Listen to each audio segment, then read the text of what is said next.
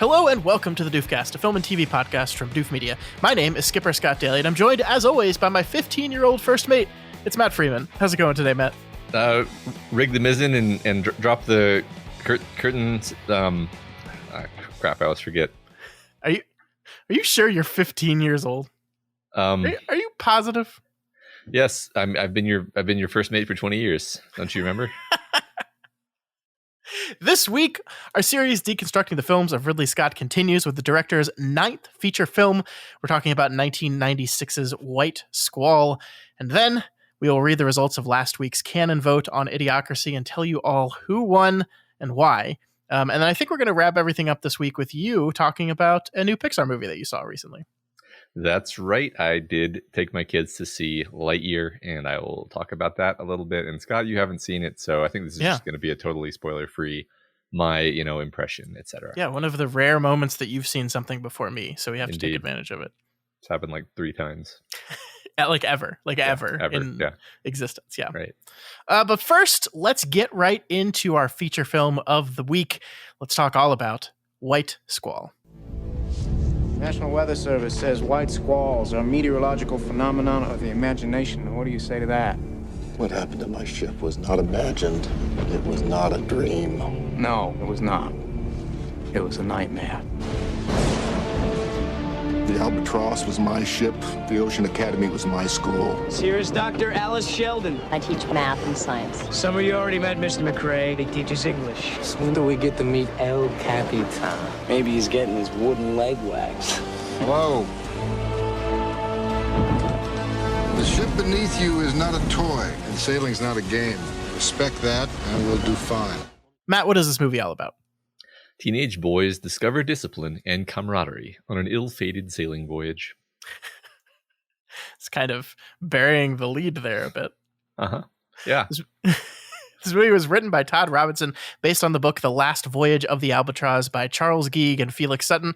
It is directed by Ridley Scott, and it stars Jeff Bridges and basically any teen heartthrob you can think of, more or less, in the acting field. Obviously, it doesn't have like singers, but any acting teen heartthrob you can think of, probably in this movie. Yeah, at least from the 90s time frame, yes. Yeah. Definitely.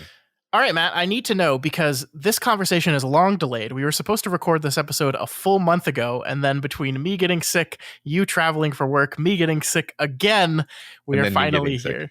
Yeah, and then you getting sick, and then me getting sick again.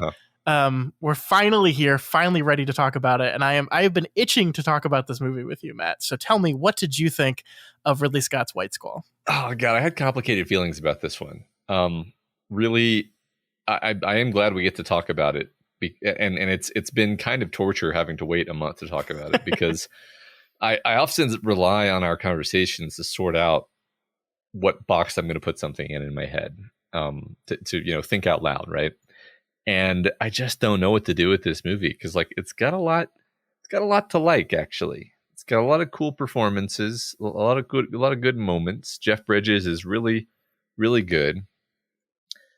It's funny because I keep forgetting that this is not a Stephen King story, and I think I don't even have to tell you why I would say that. I mean, it's because it's about like boys and friendship and the power of like people coming together to work together, right? What if Stand By Me but on boat? Stand By Me but on boat instead of train tracks, exactly. But on the other hand, like, as like a story, it doesn't hang together. I was like annoyed by all kinds of stuff about the ending. I think I disliked the ending so strongly that it jaded me against the whole movie, which might be unfair, and maybe you can like talk me off that ledge. Interesting. Okay. So that's my like dump right there. I just like dumped a bunch on you because like these are all of the elements that I'm trying to sort through. What did you think? Yeah, I think I like this movie a lot more than you, actually. And I think I share your, maybe it's frustration for you, but for me it's confusion about the ending, and that's something I want to get into with you. Is like, I think this movie is perhaps trying to say a lot of things that I don't know if it's exactly clear what it's trying to conclude with them. But I don't know, I'm a sucker for this type of movie. I like and I think it's for the same reason that I do love Stephen King. Like the set in the 60s coming of age story of boys like learning to be men thing is just like my kryptonite. And couple that with Jeff Bridges, one of my favorite actors, who you are absolutely correct is remarkable in this movie. I just think there was a lot to love here. I think, the constant refrain that we have of everything in this Ridley Scott series is I thought this movie was beautifully shot. I think the squall sequence that comes at the end of the movie, I think is one of the most fantastic action sequences I've watched recently. For many reasons, we'll probably get into some of those, but I was just glued to the screen both times I watched it, because I watched this movie a month ago, and then I was like, well, shit, it's been a month, I should watch it again before we talk about it. So I watched it again yesterday, and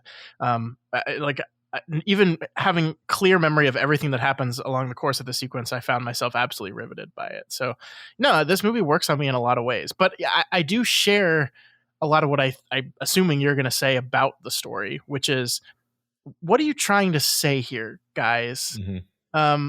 Because I think the place we can get into this is, the question I have for you is, was the skipper right in the way he tried to teach these boys about life?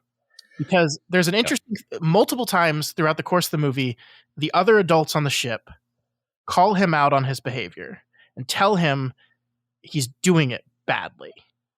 Yeah, he's being too harsh. Yeah, he's being too harsh, too unfair, pushing them too far.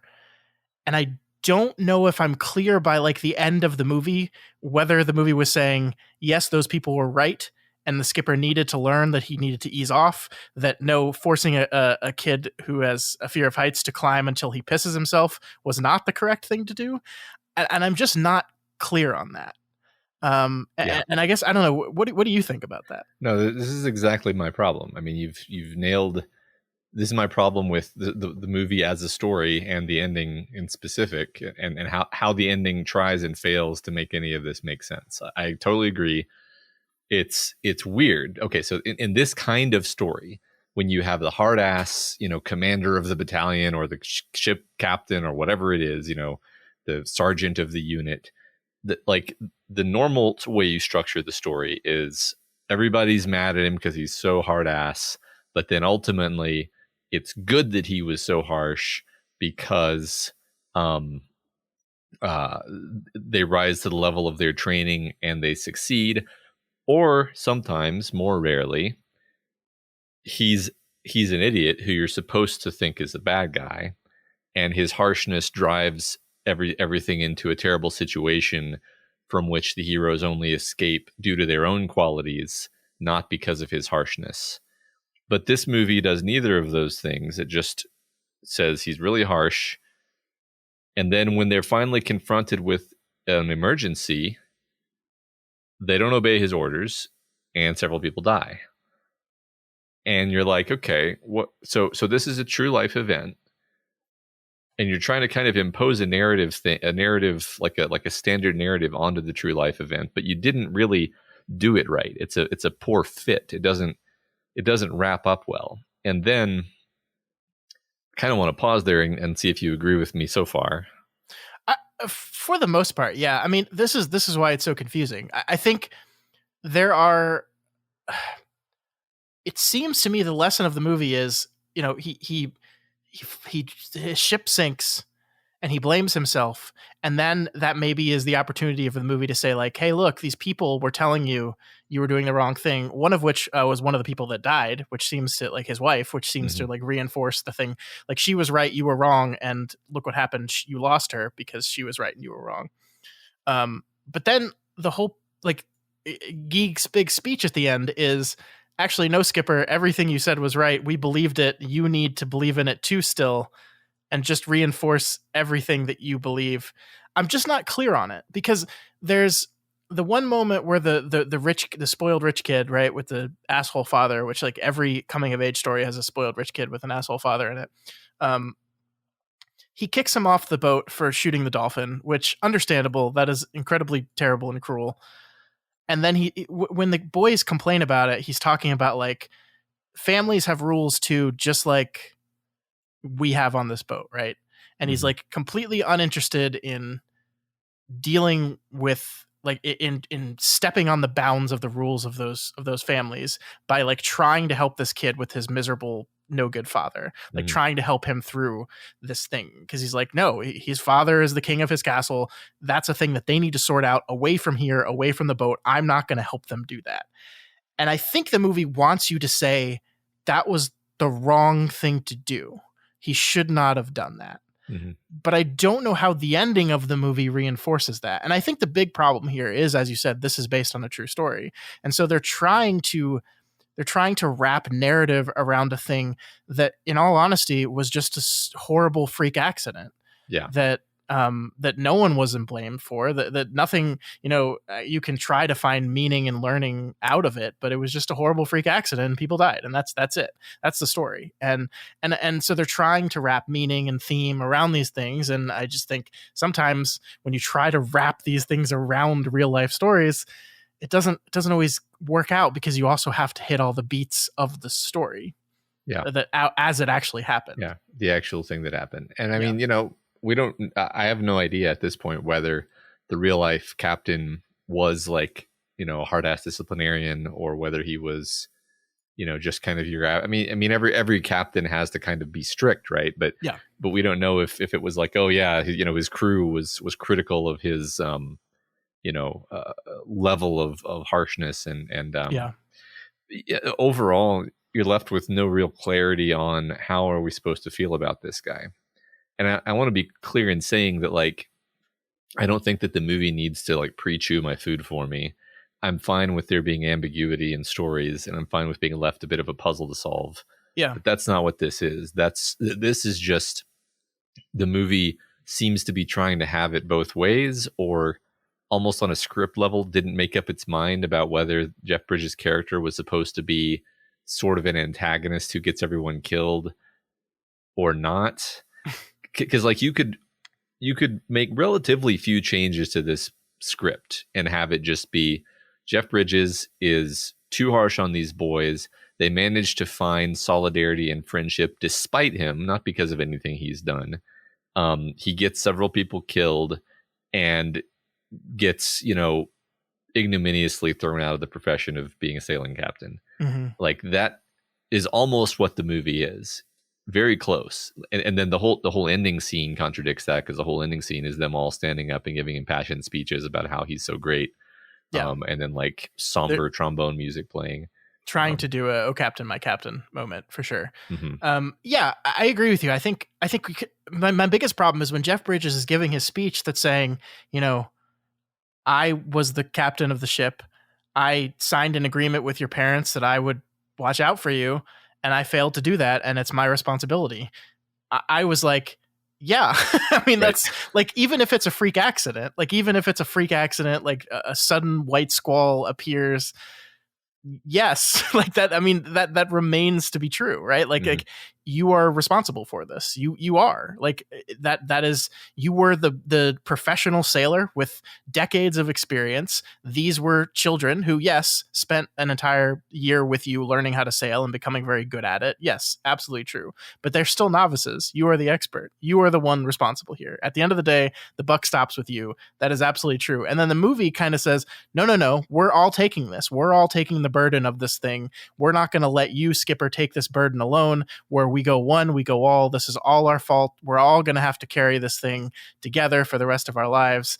And I'm like, as an adult, I would be like, no, I don't want you children to carry this thing for the rest of your lives. This wasn't your fault. You were children. Right. Well, wasn't it really interesting how during that scene that they go out of their way, that the movie at large goes out of its way to be like, but Captain, you know, okay. So first of all, I didn't know this until I just looked it up recently, but a white squall is basically just an absurdly powerful, like, not just gust of wind, but like sustained wind that comes out of nowhere. And generally, if it hits a ship, it just knocks the ship right over. If it's a sail ship, especially, because the sail is not rigged to be ready to just take an incredibly strong wind from a random direction. Yeah. And so in this in this like hearing, they're like, okay, kid who was manning the actual, rudder, didn't the captain order you to turn to the starboard? And the kid was like, yeah, he did. And I didn't listen. I was turning to the port. It's like, why didn't you listen? And he's like, well, I wanted to turn the nose into the wind, and the captain was saying to turn it the other way, and I thought that would cause the ship to not. And it's like it introduces this idea of like, oh, if they'd only listened to the captain, everything would have been fine. Mm-hmm. And you're like, why are you confusing me with this? Like, the kid was a kid in an emergency situation. And clearly the captain hadn't trained them to just respond instantly and without questioning, which is what he should have done if it was actually that important. Mm-hmm. Like, it's just injecting all of this, like, well, maybe you should hold the children responsible. It's like, no. First of all, it probably would have happened regardless of what the captain did, honestly. Just objectively speaking. It just leaves you with this sense of like, what am I supposed to like feel or even think about this? It's annoying because there's so much to like about the movie that we've spent relatively little time talking about because I was so completely thrown by basically everything from the moment that the White Squall happens to the end of the movie for me. Just like messes with everything, like ruins everything for me. Yeah, I mean, I obviously it did not. The ending did not hurt my enjoyment of the rest of the movie as much as it did you, clearly. But I'm on the same page here. I think I was left with like, because there's a moment there where the one kid's saying, no, I thought I was going to turn to port. And I was like, does the movie want me to believe the kid was right, actually? And it was the captain who was panicking? Is this what the movie wants me to think in this moment? Because that doesn't feel right either. It's all very, and I think it's supposed to be very confusing. I think one of the things that hurts this whole thing too is if you read the real life story of these kids, they didn't see each other again literally until this movie came out. Is like the first time they all got together again after this incident. So that's like the whole where we go one, we go all thing. Is like, no, we all just kind of went our own way and lived our lives after this moment. I don't know. I wish we could come to a definitive conclusion here. I guess the thing I want to do is maybe step back and try to look at the White Squall itself as a metaphor. And this is another area where I'm struggling as well.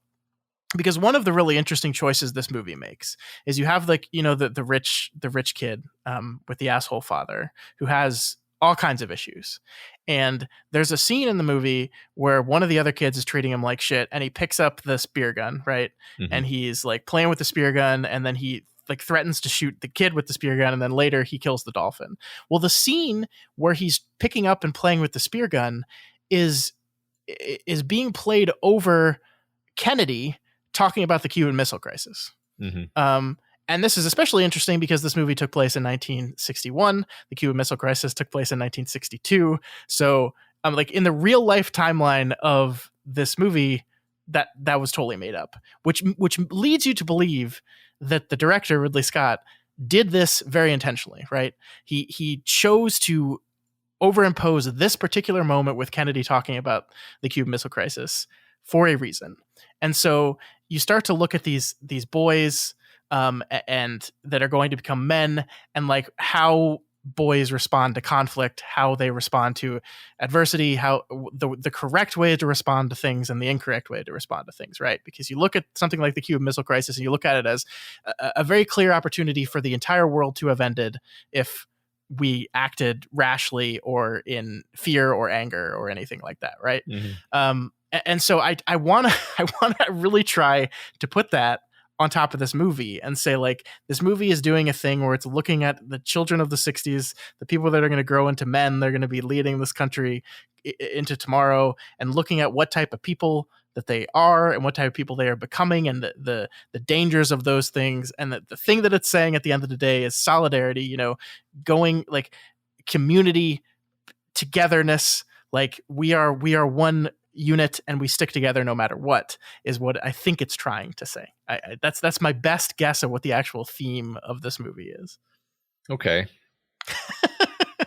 Yeah, I mean, admirable, attempt to it's just like, yeah, it's not that I disagree. It's just like, yeah, I mean, I guess it's of the same ilk as all of the sorts of movies that are about coming of age of young boys.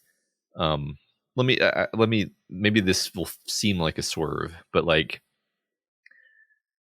if Stand By Me had ended with like one or two of the Stand By Me kids getting randomly hit by a car, you would just be like, what? I mean, that is kind of what happened. Only years later, the one kid, is standing in line at a fast food restaurant and just gets killed meaninglessly. But he's an adult by the time that happens, but yeah. Oh, okay. Maybe bad example. I mean, I guess my first reaction to that is just like, well, he got to live many years and he got to be an adult. Yeah. And there is a kind of pointlessness and tragic sorrow to that moment. But the way the movie spins it, it's just like, what is the purpose of killing the kids in this way? And what is the... Because I'm trying to find a metaphorical meaning for the White Squall itself. Like, randomly, the wind can just come in. I almost said "caw like a wind," can just come in and just wipe you out. And it's like, yeah, that's true. But I didn't like. Is that the point of this movie? Because the point, like you just said, the point seems to be more like solidarity in the face of hardship and not giving in to fear and emotions, and brotherhood trumping selfishness and blah blah blah. But then you just have a storm that kills everybody. Doesn't fit for me. It's like two different. It's like they're trying to tell two different stories. I'm almost like, yeah, you know what? I just don't like it, and it doesn't fit for me. And I don't think I'm gonna figure it out. Like it's not that I disagree with what you just said. I'm just like, yeah, I just don't think it all hangs together. And the parts that are good, like the best parts of the movie by far, which are great, are the ones that just have to do with the brotherhood and these kids come together. They're all kind of broken in their own ways. Like really nice, like really good storytelling where you meet each of them in turn, and they're all, interestingly different characters who have their own baggage that they're bringing along with them, and you get to know them and what their deal is really quickly. And some of them you start off disliking, and some of them you start off liking, but then you see that there's complexity to all of them. Even the ones that you kind of don't really like, even by the end, you can at least understand as human beings, like the kid of the rich dad who gets kicked out. Like that was all great. No notes on that stuff. It's great. Love it. Yeah. I love how much of the movie is that stuff, right? Mm-hmm. I think that's like, you look at this real life event, and I think there's a real tendency to kind of want to milk the squall itself for as much as you possibly can to make that like the centerpiece of your movie. And instead, I think Ridley Scott kind of stuffs it at the very, very end of the movie, where you have this moment where all these kids have come together, they've realized everything, they're going home and they're sad about it. And like, you could honestly just end the movie there. And then it would be like, oh, look, we're happy about these kids coming together.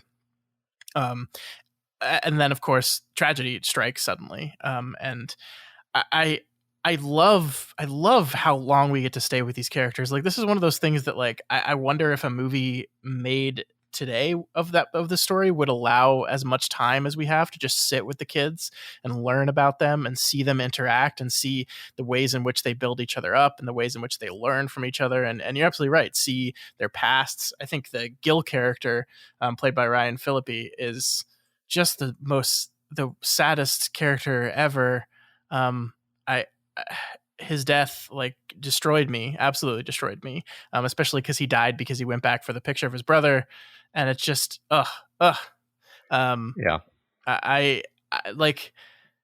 I love all these boys. I really do. Like I keep calling them boys. By the way, they were like full grown adults when they were playing these characters. No 15-year-old or 16-year-old boy looked like any of these men look, which are just like incredibly toned, incredibly tanned and bronzed. Like not a pimple stepped on board that ship at all. Right. Which, I mean, that's definitely a choice. And I think part of it is like, we're supposed to see like the virility of youth in there. Like these are kids with their whole lives ahead of them, and they're strong and alive, and they have some learning to do.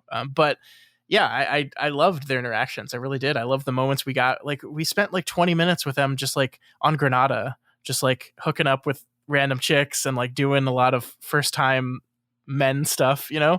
And I found all that stuff completely delightful.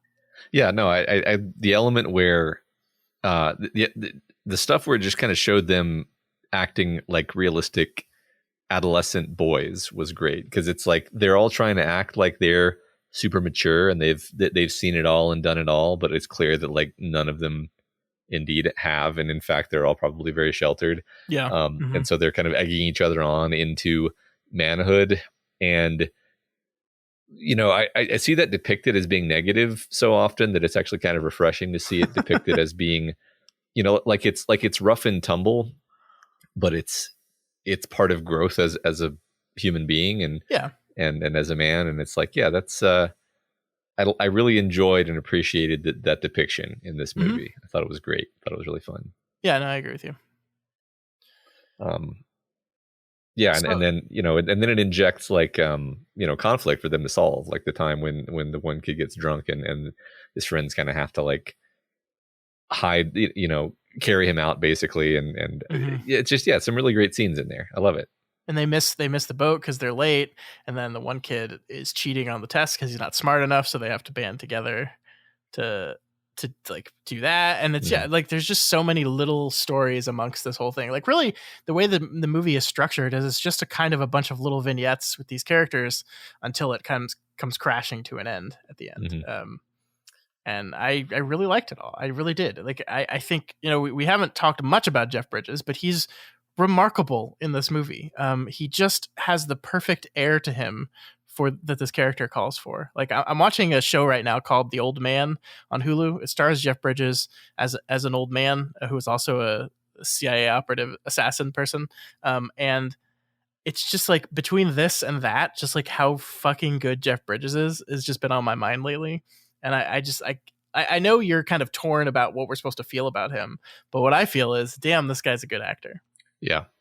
No, that's the funny thing about Jeff Bridges is, for me, like in this movie, for example, he has immaculate leading man energy. He's handsome, he's intense, he's charismatic, but then also Jeff Bridges can be Lebowski. Like he can just disappear into a totally different, I always forget that the antagonist of Iron Man is Jeff Bridges, like just because it's like the same guy, really. Yeah. Like he's that kind of actor, and he's just perfect for this.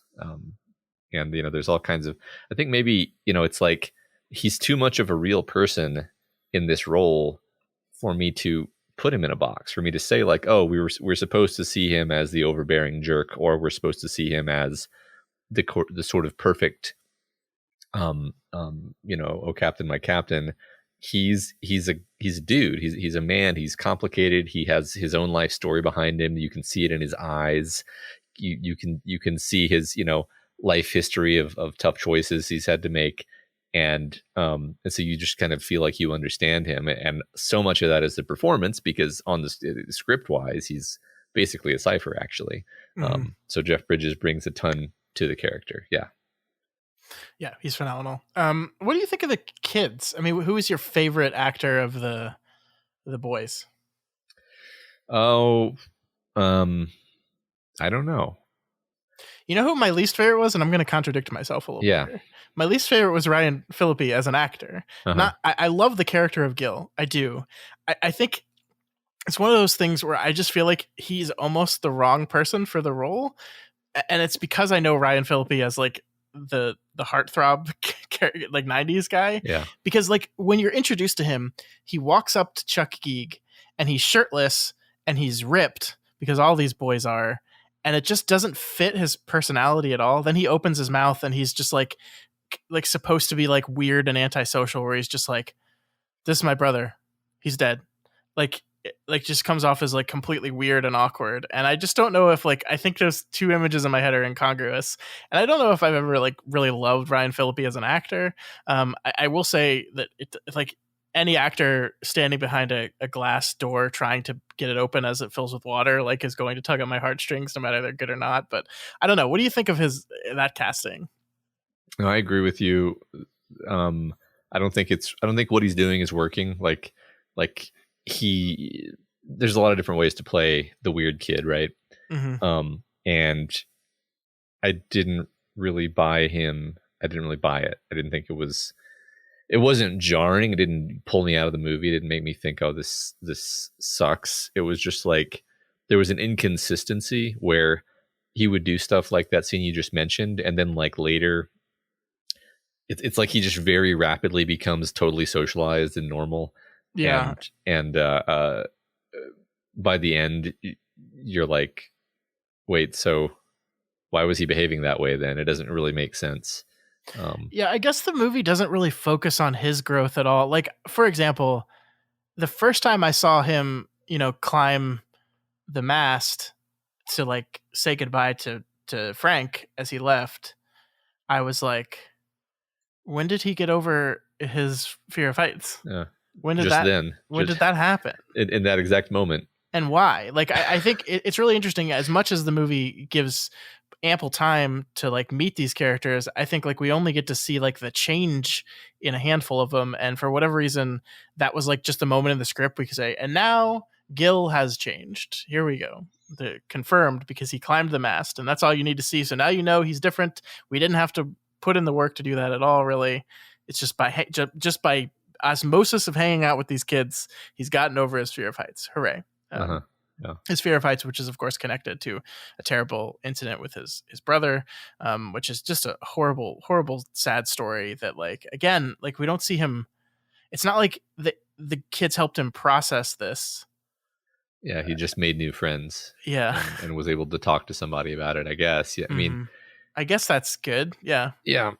I mean, again, maybe that's what we're doing here, is showing strength and solidarity, that like you can overcome anything except for a White Squall if you are, a unit. Yeah, sure. No, I totally do appreciate the idea of like, we've talked about this on other episodes. Like it always gets me when just like friendship is properly depicted in film, because it seems like it just rarely is the point. And I think, it's pretty invaluable actually, and kind of underemphasized. And so I could buy that he becomes like a stronger person and is able to, I don't want to say, get over his brother's death, because I don't think that is what happened. But I think just being able to talk about it with peers is probably a big part of what he needed. And it does feel like kicking the dog that he's one of the ones who died, and maybe this is secretly part of the reason I don't like the movie, is I'm just like, fuck you. Like, but I mean, he is one of the ones who died. Like this really happened. And Gil Martin was a person who died. Right. But I mean, so had Gil Martin's brother just died from climbing a tree? I don't know. Oh, that's what I mean though, is like the story in itself is a very, horribly tragic story, because I'm just going to say it out here, for the people who may not remember, is like his parents would fight all the time, and it made him and his brother super stressed out, and they would go out and like play in the tree in the yard or whatever to get away from the yelling. And the fact that and when he was away, his brother had died falling out of the tree, right? And this meant, he was aware that this meant that his brother had been trying to get away from the yelling, and that it was his parents' fault that he died. And then similarly, he goes on this voyage to get away from his parents, basically. At least you could argue that. So now both of his parents' kids have both died because they can't stop arguing all the time. And this is a horribly tragic idea. And it's just like, yep, and the end, no moral. I mean, the moral is, I guess, don't argue around your kids all the time. I don't know. I mean, I think, one of the constants throughout this thing is bad parents, right?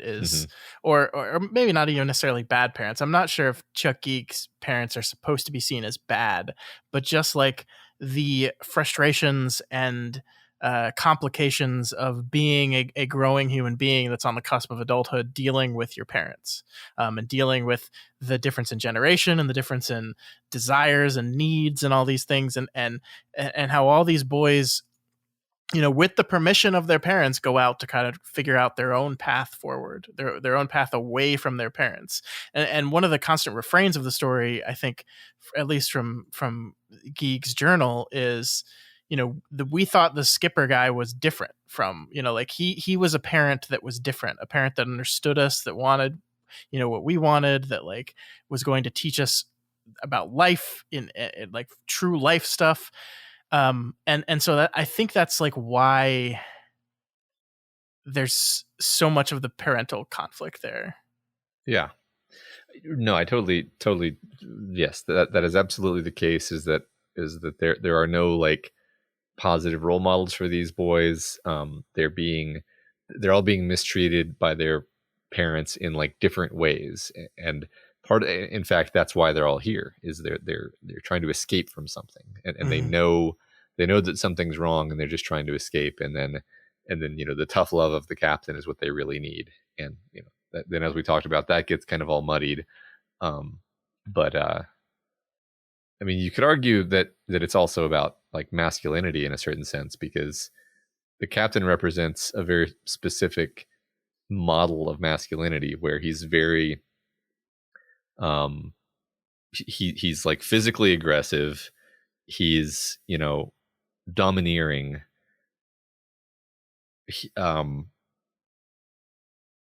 But he's disciplined. Mm-hmm.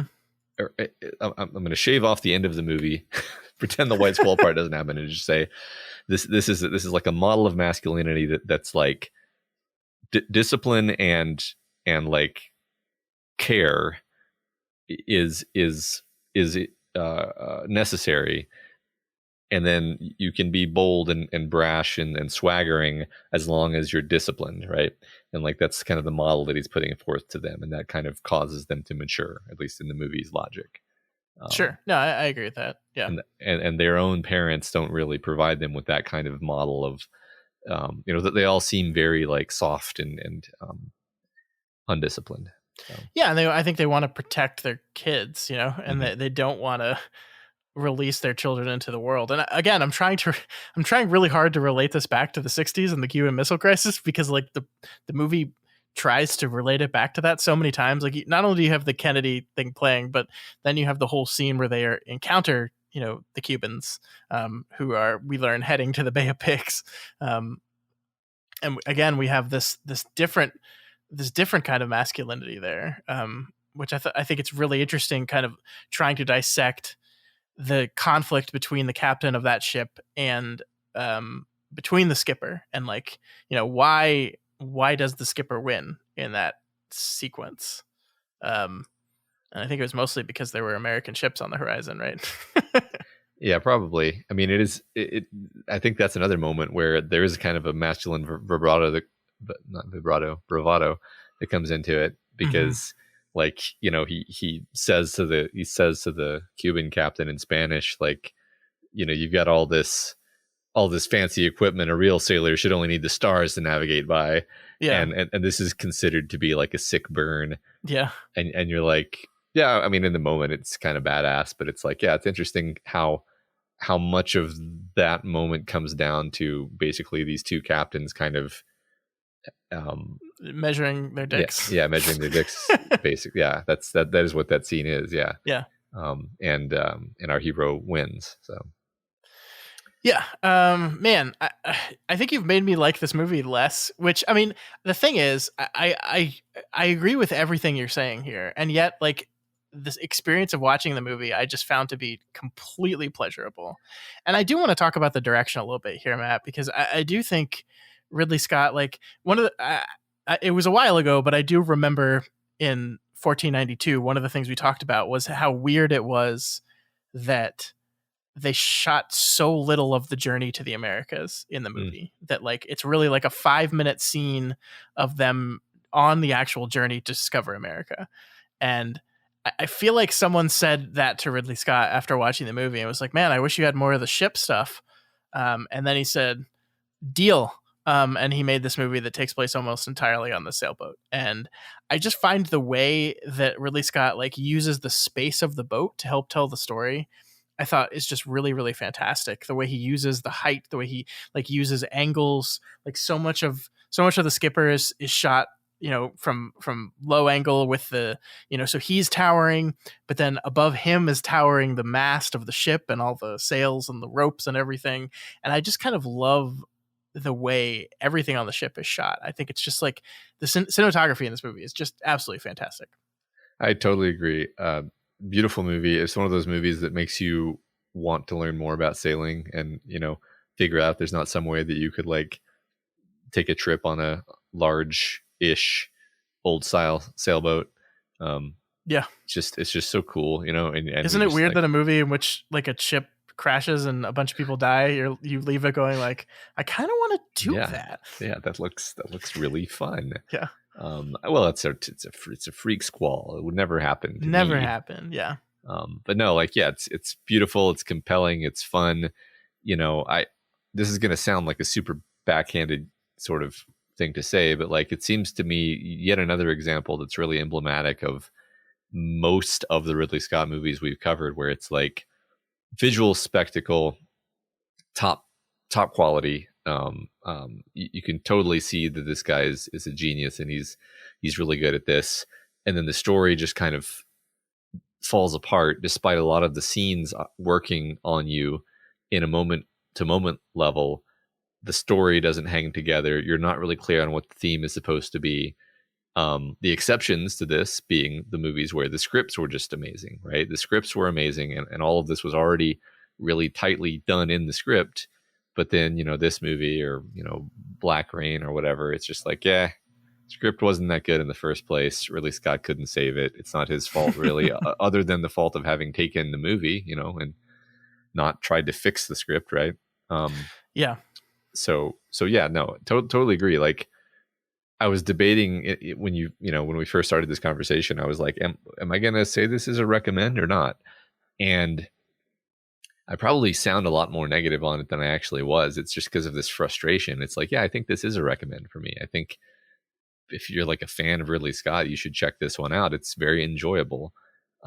It's just when you think about it later, you're like, man, like you missed the opportunity to like make it work as a story.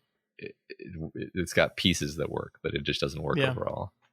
Yeah, I kind of want to read Chuck Geig's book and see like how much of this movie was taken from the book itself, and how much they just made it up whole cloth to try to wrap a story around this thing. I just don't know. Yeah, me neither. But I think I talked at the beginning of the show about the storm itself and the filmmaking that goes on there. I don't know. I know you were frustrated with narrative wise what was happening there, but the thing that I loved the most about that scene is that I think Ridley Scott manages to capture the chaos of the moment, where you can completely understand why nobody really understood what to do and how to do the right thing, because it's just so chaotic. And like, how do you even keep track of everyone in this moment? While also, I think, employing filmmaking that makes it like very clear who is where and who is in current danger and who is not.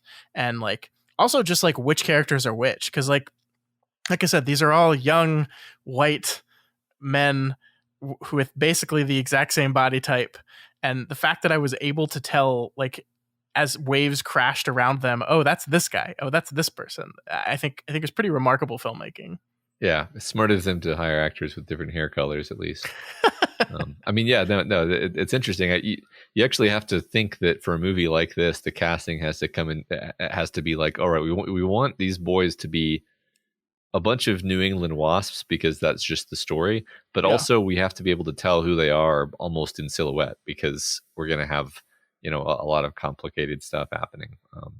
But yeah, what you said about that scene, this movie was made in 96, which was really only like a year or so before Titanic came out. Yeah. Which is interesting. So like maybe everybody had like shipwreck fever at the time. And it's not that, Titanic is obviously incredibly impressive, but Titanic relied heavily on CGI and like models and stuff. Whereas a lot of the stuff that was happening in the shipwreck scene in this movie, I mean, unless they totally fooled me, it really looked extremely dangerous. like huge amounts of water just like sloshing around at incredible speeds, and like the real actors like clinging desperately on to stuff while the water is just going crazy around them. And really kind of just like spectacular. It gives you this real sense of just the raw power and like, horror and majesty of nature, which was really impressive for the time, especially. Yeah, no, I completely agree with that. I don't know. I think it's all practical, and I think obviously they were in a tank for a lot of it doing that stuff. Sure. But yeah, incredibly impressive special effects work to make this all believable. You always felt like you're on a ship in the middle of the ocean, and especially that moment where like they get off the ship and they're just in the water, and there's maybe one lifeboat, and you're like, I know some of these people survive, but I don't know how. They're just in the middle of the fucking ocean. Mm-hmm. So I don't know. It's just remarkably done. It really is. And I think one of the other reasons I like this movie so much is because there's a different movie that I really don't like at all that is similar to this movie. Okay. And that's called The Perfect Storm. Have you ever seen The Perfect Storm? Yes, I have. So for those that don't know, The Perfect Storm is a 2000s movie directed by Wolfgang Petersen. It stars George Clooney, Mark Wahlberg. I can't remember who else is in that. Let me look it up. John C. Reilly was apparently in it. So my problem with The Perfect Storm is the way they shot this movie. They shot this movie like there are these men and they were heroes and they died. They all died tragically, and it's very sad. These heroic men died tragically. And really what the movie's about, Matt, is it's some fishermen who find this really great pocket of fish because they're desperate to get some fish because they're broke. And someone's like, storm's coming. Oh no, we shouldn't go in through the storm. And then their cooler, their freezer on the ship breaks down. So if they don't get the fish in, they're all going to rot before they get there. And so they just go. And they all die. Mm-hmm. And I'm like, why did we make a movie about these people?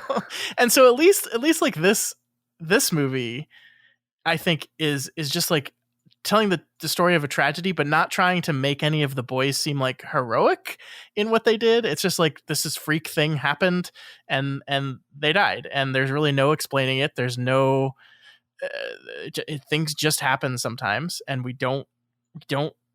all we can do is try to survive and then figure out what the hell we're going to do next. And I don't know. I think like I just have The Perfect Storm in my head, this frustration of this movie, because I don't know how much you remember this movie, but there's also like moments in this movie where they cut between the fishermen dying on their boat to like, what is the name of the branch of the military that does Coast Guard. The Coast Guard. Thank you. They cut between like Coast Guard people like heroically saving people off boats, and I'm like, why isn't that the whole movie? Like these incredibly brave Coast Guard people that are risking their lives to get people off boats before they sink. So that movie was incredibly frustrating to me, and I just have these two movies wrapped in my head together, and I was like, I like this one way more than I like that one. Okay, that's interesting because I wouldn't have ever put that movie in the same box as this one, but I can totally agree with you that this is a better movie than that one, in pretty much every level. Like, it is funny because it's the same thing. It's the same problem where it's like, here's a real life event of unclear, moral implication, and then we're going to try to shoehorn like a narrative structure onto it, and you're not going to feel particularly persuaded by that because none of the details really match up. So that's that's the thing. I also think this may just be a thing that I don't like. You remember Bridge to Terabithia, the book? Yes.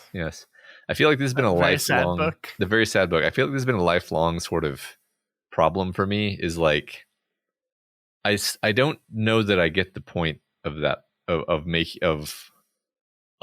books like that. I mean, like, abstractly I do. It's like, okay, we're going to write a book about how sometimes people just die for no reason. It's totally senseless. It's just purely tragic. There's no silver lining. I mean, the only silver lining is like, well, at least you got to know this person. And I'm like, well, why write a story about that? Like, as part of, maybe it helps people who are in that position, but I don't know that it actually does. I mean, I guess I disagree. I think learning that in life sometimes people just die and there's nothing you can do about it, I think is important. I think that's something, especially as a young person, you need to learn to accept that sometimes like bad things just happen, shit just happens, people die. There's nothing you could have done differently. There's nothing you can do to prevent these kind of things sometimes. And part of growing up is learning to accept that reality and live with it. Yeah. I mean, I think this might just be a thing about me. I think you and I have just very different like tolerances for death and depictions of death. You know, it's complicated, and I kind of want to go into it at least for a second, because like it depends on how you make me feel about the death and whether there's like a point. Like it's like if you've put in the time to make me really care about this character, and then you kill them in a way that is explicitly supposed to be totally pointless, then I'm like, why are you trying to hurt me? Like, what did I do to you? You know, because it's not. That's what happened, Matt. He just died. Because like I definitely feel very differently about like, you know, Boromir's death or something, where it's like, well, it was a heroic death. He made mistakes and then he like kind of redeemed himself, and it's like a bittersweet, beautiful moment. But in you know, Bridge to Terabithia, you're just like, this sucks. I'm so mad. We've talked about this a bit in like other podcasts about other stories where people die, but it's just like this movie really sort of crystallizes for me the idea of, it just kind of annoys me when you make me really care about the characters and then you kill them, and you kill them in a way where they don't even get like a meaningful death. It's just like, and then they died, and then that's because people die sometimes. I'm like, I know that. I live in the world. I know that people die sometimes. But do you not want your art to reflect life? No, see, this is not really a principled stand so much as like, it just upsets me and I don't like it. I understand. Well, I don't have to I'm not going to keep pushing you on this, but this is one of those rare areas where you and I think just fundamentally disagree about things. Yeah, I mean, and it's fair for you to push me, because it's like, well, maybe if you push me, I'll find the right articulation and I can defend it. But it's like, I probably can't really defend it. It just comes down to, this is a pet peeve of mine. So I'll just drop it, and I'll just write it off as like, hey, you know what? If you don't share this pet peeve of mine, you'll probably really like this movie, like Scott did. I will say I had a very interesting experience watching this movie for the first time a couple weeks ago. Mm-hmm. Not for the first time in a while, because I was watching this movie and I was watching the moment where Ryan Phillippe's Gil is locked in the boat. The boat is filling with water. He knows he's going to die. And I said to myself, oh, this is where my fear of drowning came from. Uh-huh. I remember watching this exact scene and being absolutely terrified that this would happen to me someday. And it was a really fascinating experience, because that was it. Like my brain like reconnected to that initial viewing where I just was like, oh, this is why. And look, I won't say like I have a phobia of drowning, like to the point where like I don't go swimming or like don't go on boats. Like obviously it's not like a debilitating phobia or anything, but I definitely like have this very acute fear of like being in an enclosed space that is slowly filling with water. And it's thanks to this movie. So thank you, Ridley. Thank you so much. That's fascinating. Yeah, so I had never seen this movie before we watched it for the podcast. So you know, so it's interesting. Ridley has given me a lot of psychosexual imagery via Legend. Deeply implanted some images via Legend that inform me to this day, and gave you a fear of drowning. We're learning so much in this series. We are. And I guess the way to conclude with this is to kind of talk about Ridley Scott and his career, because this is his 9th movie out of 26, as we said.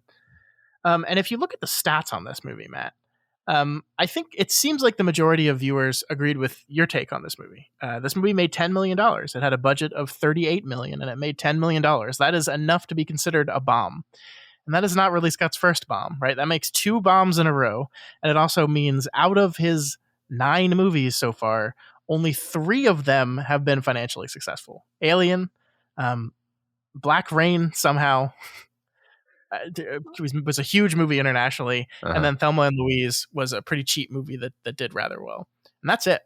So like, if we didn't know the future, if we didn't know that there's a Gladiator on the horizon that is going to kind of take this guy's career and lift it into the stratosphere, I'd be worried about his ability to be a filmmaker going forward, because he's just really struggled to find a hit. Yeah. It's really interesting. Yeah. I mean, we haven't necessarily, I think it's fair to say we haven't liked several of the movies that we've talked about. I mean, Alien, Blade Runner, Thelma and Louise have been the movies that we have thought were good. The others pretty lukewarm on, actually. Isn't it? I mean, at this point you have to wonder, like, how did he even get financing to make White Squall after 1492 lost $40 million? Yeah. It's, yeah, I mean, like he does seem to be kind of just persistent, right? Just he never really stops. He just keeps trying. Yeah. I know White Squall was a Disney movie. So I don't think this was a Scott-free production. I know, because he does have his own production company, right? And he uses that production company to. Oh, it was a Scott-free production, actually. So okay. Maybe it's just the fact that he's like financing a lot of his own stuff, that he's getting these movies made. But it was distributed by Disney. So he takes his own big risks, and when he loses $40 million, he loses his own $40 million. Yeah, I guess so. I mean, the next movie on his list is G.I. Jane, which I think is a more successful movie than this one. But I also don't know. Like, G.I. Jane, like, definitely, like, I feel like made an impact on the cultural consciousness, because Chris Rock is still joking about it 20 years later. But I don't know if it made a whole lot of money. Yeah. You know, I mean, it seems like his career is just one where sometimes he picks just the best scripts, and then sometimes he just gets some really rotten scripts. Yeah, and I think the lesson I've learned here is that audiences are savvy. Like, we don't give audiences as much credit. Like the movies that we're like, oh yeah, this is a great fucking script. The audiences agree, and the movies do well. The movies where, like, I look at this one and I said this was a beautiful movie, but I have some problems with the direction of the writing, and no one really felt this. Yeah, except Black Rain, which he cleverly positioned for the international audience. Yeah, I guess just you didn't get a lot of American-made movies about Japan, so a lot of Japanese people went out and saw it. I guess, I don't know. Yeah, but you know, one thing that I keep seeing this thing crop up whenever I read about a story involving Ridley Scott is just like, he really is this artist, this soulful artist. It's funny because he doesn't come off that way in interviews. He comes off like a working class practical person, and he's like, no, he's kind of an obsessive artist. And like, when he finds a script that really speaks to him, or even just something about the story idea speaks to him, and he gets an image in his mind of like a scene, and it's like it captivates him, and he like has to do it. And I think that has happened to him for some stories, for some scripts that were actually terrible, that were not commercially viable, but he like got sucked into them and just decided that they were going to be beautiful. Like, you know, Someone to Watch Over Me or something like that. And it's like, yeah, well, maybe he just became more discerning about that as he got older and stopped kind of getting sucked into movies that weren't actually going to make any money. Yeah, I don't know. It's a mystery. I guess we're moving into an interesting time, though, because if you look at it, we got G.I. Jane coming up next. Then we have Gladiator, Hannibal, Black Hawk Down, Matchstick Men, Kingdom of Heaven in the next. Like, that's a fucking run. Yeah. And not all those movies are that great. Like, I actually have a lot of problems with Hannibal as a movie, but I think like they elevate him, you know, back into the constant conversation thing. Yeah. Because I'm pretty sure Hannibal, while not great, was pretty financially successable. I mean, I saw it in the theaters, which should probably be an indicator of something. I think it was just like everybody in the universe loves Silence of the Lambs, and so the idea that this is the backstory of Hannibal, that was really compelling. So a lot of people saw that. Yeah, no, I think so. Looking it up, it looks like G.I. Jane, I predicted was not we'll talk about this more next week, but was not that financially successful. It grossed $48 million on a budget of $50 million. I can't believe that movie cost $50 million to make. How much of that was Demi Moore's salary? 40 of it. Probably. Yeah. Okay, I'll shave my head, but you have to pay me $50 million. Yeah, right. Yeah. So yeah, I think we're on a cusp. Like I think this is going to be the last one for a while that is just a complete financial failure. But it is pretty remarkable that he managed to pull a career out of this, because I think a lot of other directors, you would look at these stats and be like, he's done. They're gonna put him in director jail. Right. Yep. But that is White Squall, a movie that I liked a lot, and Matt liked an okay amount. Yeah, I liked the first 80% of it a lot. Yeah. So as I said, we'll be covering G.I. Jane next week. Very exciting. I definitely have seen that movie before. I haven't seen it, I think, since the first time I saw it, which was probably back in 1997 when it came out. Right. Yeah, I don't know if I've ever seen it all the way through, actually. Oh, all right. Well, check it out. It'll be a new experience for you. Doof. All right, Matt, we have to talk about the results of last week's Doof Canon poll. For those that don't know, last week we reviewed the movie Idiocracy and decided whether or not we thought it was worthy of being on the list that we are constantly creating of the greatest films of all time. We both voted no on this movie, and we have the results for how our audience voted. Do you have any updated guesses, Matt, how you think it went? Well, I think I glanced at the results midway through the week, and it did not look good for our beloved comedy. We voted no. What do you mean, our beloved comedy? But I said I liked it. I just didn't think it belonged in the canon. So yeah, 61% of the vote agreed with us and said it does not belong in the canon. So sorry, Idiocracy, you lose. You're dumb. You're dumb. Dumb movie. Yeah, you know what? That was close though. That 61%. That's pretty dang close.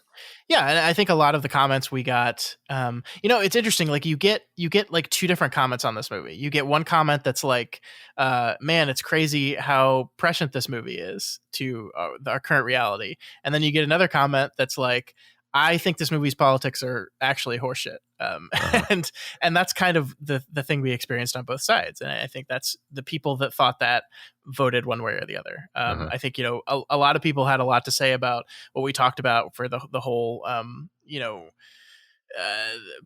blaming the stupidity of the increasing stupidity on the country on genetics, part that we felt, politics aside, we felt was just the wrong choice for the film itself. Right. That's, I think I wanted to be clear about what we were actually saying. It wasn't like the politics are gross. It's that this muddies the theme of the film. Yeah. And that makes it worse than it otherwise would have been if they had kept it, the way we suggested last week. We tried. I think we very pointedly tried to stay away from just saying, I disagree with this politically and therefore I don't like it, which, might be the case and is for me. But like, I think to me, a more interesting conversation was, how does this choice outside of the political implications of it, outside the movie, hurt the movie? Because I still think it does. Yeah, I agree. And I was happy with how that conversation turned out. Like I said, it's a movie I think is very funny in some cases. I laughed a lot, and I just don't think it's quite as good. I think it seems like our listeners kind of agreed with us that Office Space is just a better movie in every way. I think one of our commenters said that agreed with us that WALL-E was just this movie done better. The themes of this movie just kind of done tighter and better. And I think one comment we got that I want to read is just from listener Chris, who said, "I hadn't seen the movie before and I didn't really understand how much of a product of its time it is. Hearing the personal anecdotes of living through that era helped get me into the mind space to appreciate the movie a lot more." Which is cool, because I did think that was important. And that's kind of why I think we started our conversation with like putting us in the space of what it was like living in 2006 when this movie came out. Yeah, right. And that was one thing that I didn't even necessarily expect us to spend that much time on when we had that conversation, because I didn't realize until really kind of digging into it how much of a product of its time it was. And in fact, more generally, thinking about how often comedies are a reflection of what's happening at the time. I was definitely just listening to something about how like a lot of the older stand-up comics are just not funny anymore because they were speaking in a way that was transgressive relative to the moment that they were living in. Yeah. And now they just sound, it's like, this is stupid. They sound like they're complaining. Yeah, exactly. Or they're just saying stuff where you're like, why are people, they're just saying observations that are not, and it's like, well, yeah, you couldn't say that stuff back then, you know? So anyway, comedy, I hadn't realized how kind of time dependent comedy can be. Oh, so much. Like if anything ages poorly in art, it's comedy, I think. Yeah. Not even poorly, just quickly, very quickly. Yeah. Cool. All right. So sorry to Mike Judge. I don't know why I said it that way. And your funny movie that just wasn't quite good enough. Doof. Okay, Matt, let's wrap this thing up with you talking to me about Pixar's Lightyear, a movie that is kind of insane that it exists, but I want to hear what you thought of it. Yeah, so I went to see that with my kids, and I think it has the honor and distinction of being the first movie we've gone to see as a unit where they just sat in their chairs and watched the movie the whole way through without like doing a ton of wiggling and gymnastics in their seats, which means that it was actually engaging them. So that's one regard in which it thoroughly passes the test. I really like this movie a lot. Interesting. As a grown up, and then they all liked it a lot. In fact, they kept making the joke, saying, "I didn't like it, I loved it," which we would all laugh about every time we said it, even though we kept saying it over and over. And it was interesting because then later I kind of subtly asked the youngest like what she thought about various things, and she actually had a kind of a more thorough understanding of the film than I would have assumed that she would have, and that simply just because like a lot of it struck me as being kind of like at the thematic level where I don't really think of I don't think kids pay attention to themes the way people in their mid-30s who have movie podcasts do. I think that's a pretty safe assumption. But it was clear that she had like processed it on that level and was like, yeah, that's like the movie is about this character who has this particular kind of struggle, and then he overcomes that struggle, and that's where the drama of the film is. I'm translating from 6-year-old language to adult language, obviously. But it was fun. It was well paced. It has like a the classic like Pixar storytelling thing where everything is like properly put together in terms of theme and arc and moments of just catharsis and all of that. Like it had all of that stuff. Of course. And it's and then the other thing, so just final comment is like I love science fiction. I don't think I have to say that, but I particularly love science fiction. I didn't know that. And this movie was like pretty good sci-fi. Like on top of being like a solid Pixar story, it was like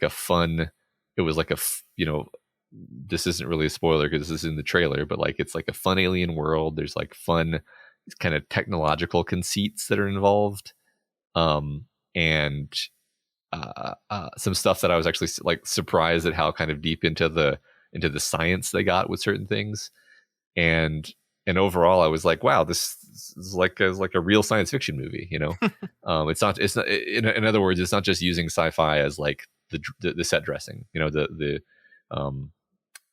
the background decor. Like the actual plot is a science fiction plot, which matters to me. It made me enjoy it even more than I already would have. So I like this movie a lot. I was like surprised at how much I liked it, and then the kids, they loved it as well. So that would be a recommend. That's really great. That's really great to hear because I mean, I guess the thing that this movie postulates is like this was the movie that Andy watched when he was a kid. Yeah, that got him excited about the Buzz Lightyear toy, right? Like that's kind of the world that they've set up here. So it doesn't really have anything directly related to do with Toy Story at all. And so part of me was like, are kids even going to be into this? And I think what I did is completely underestimate how much kids actually love Buzz Lightyear. One of the things that there were a lot of people talking very snarkily about this movie when it came out, about like, who needs this? Like, we like Toy Story, we don't like this. And then like all I saw on certain sections of the internet are like people taking their kids to this movie like fully kitted out in Buzz Lightyear gear, and I was like, oh no, you've misunderstood. That being said, it's not doing that well financially. Yeah. It had a disappointing opening weekend, and it's just kind of hanging out there. And I wonder, why is there anything in the movie that like would you lead you to believe why it's not performing that well at the box office? I mean, not really. Like it's part of me wants to say like doesn't sci-fi always kind of underperform? And if you're going to do a sci-fi Pixar movie, then it's kind of, some people, I don't get it honestly, because I will intentionally go see sci-fi, but I feel like for some reason that acts as like a deterrent to apparently a large swath of the population. Sure. Yeah. I mean, I feel like a movie like this, like I don't even want to say like was dependent on word of mouth. What it's dependent on is the new Pixar movie that also has Buzz Lightyear in it, and people are just going to go see it because of that. And I guess the interesting thing here is that people didn't. That you know, Buzz Lightyear being in a movie, maybe your kids will be really excited about it, but it was not enough to make parents go, okay, we got to go to the movies. I mean, one thing we have to say that's true is that the movie theaters have just not bounced back in the way people wanted them to after the pandemic. Like people are going out a lot more. Like I don't know if you know this, but like theme parks, amusement parks are making bank right now. They're making so much money because that's where everyone's going. Like Disney World during the pandemic was losing like millions of dollars a day, and now they're just making it all back and then some, because like everyone wants to go to Disney World right now because they've been locked up in the house for 2 years. And movie theaters are just not seeing that. And I don't know. I need to see this movie. I will see this movie. I also wonder if it's the putting Pixar on Disney Plus effect. You know, basically this is the first Pixar movie in 2 years that has not gone directly to Disney Plus. And I wonder if you've kind of trained your audience to just say, oh, we'll see those Pixar movies on the TV at home when they come out. Yeah. Yeah, I think that might be a big part of it. Like, you know, you asked if there was anything about the movie itself that would make me think people would stay away, and I have to say no. I do think it's like exogenous factors like the death of theaters and Disney doing all this weird stuff with where they're, you know, I think people might literally just assume like it'll show up on streaming soon anyway, which is true. I mean, it will show up on streaming relatively soon, so it's like it's like really what's the rush to go see it in theaters if you know it's going to show up on streaming within a couple months, and you're going to get to see it, you know, if you're paying for Disney Plus, you know, quote unquote free. Yeah, I was trying to think like, so the cool thing about Pixar has always been like, they tell stories that are actually quite mature and nuanced, and they actually really respect their audience, which is like the best thing about Pixar, in my opinion, is like, when you think about Toy Story, like Toy Story is clearly like even more clearly marketed for children than Lightyear, because Lightyear is like a story about an adult human space ranger, whereas Toy Story was about toys. Yeah. But Toy Story is I'm not going to say it's an adult story, that would be too far, but like it's a complex emotional story. Yes. The heart of the story has to do with feelings of being abandoned and just a lot of kind of heavy stuff actually. And that's what Pixar always does. I feel like Pixar does this again. Like there's a lot of like great quiet moments in this movie that brought a tear to my eye. And you know, stuff that I know that my kids got and affected them, but it also affected me. And like that's just the kind of the magic of Pixar, I think. Anyway. No, that's great. That's great. You've made me really want to go see it. So when Lightyear Disney Plus? August 1st. There we go. Yeah. I will be seeing Lightyear on August 1st. All right. But no, I'm very excited to check this out. Thank you for those words, because like I've heard a lot of mixed reviews from people and a lot of snark because it's the internet, you know. So it's good to hear someone that just genuinely liked it, and I'm so happy your kids enjoyed it. That's great. Yeah, to me, that's almost the most important filter. Sure. So yeah. All right, well, that is going to do it for us this week. If you have any opinions on White Squall, on Idiocracy, or on Lightyear, you can reach out to us via email at doofmedia@gmail.com or on Twitter at doofmedia. Of course, you can always head to our Reddit, that's r/doofmedia, and see a new topic for this very show where you can comment right there. Apologies for this episode going up late, but as I said at the beginning of the show, I got sick again. So I got better enough to record the next day. So Saturday podcast. Hope you enjoyed it.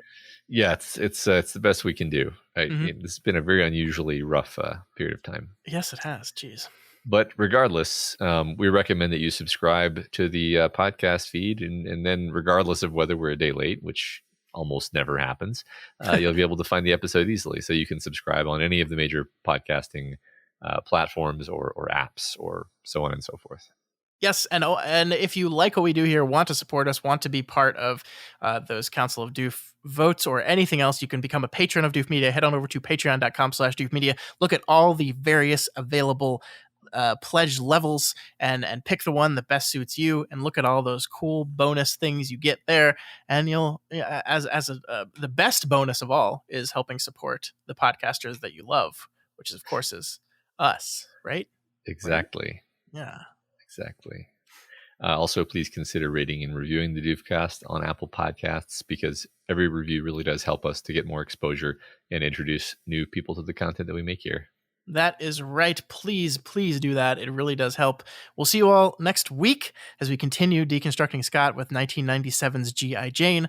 As long as I don't get sick again, or Matt doesn't get sick again, or I don't get sick again, or Matt doesn't get sick again, or Matt doesn't go out of town, or I don't get sick again. Yeah. We'll see you all next week.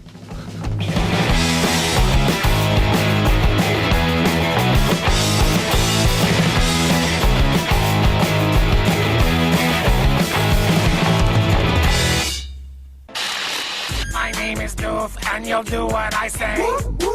My name is Doof, and you'll do what I say.